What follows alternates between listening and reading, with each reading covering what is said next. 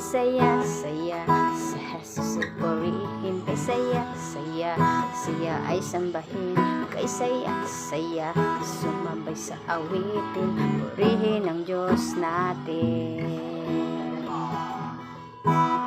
Dati ang buhay puno ng lumbay, wala ng pag-asa, puno pa ng dusa.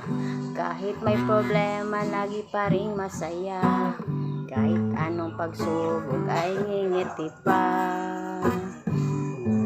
Ngunit nang si Jesus pumasok sa puso ko, binigyan niya ng buhay, pinuspos pa ng kulo itong buhay ko.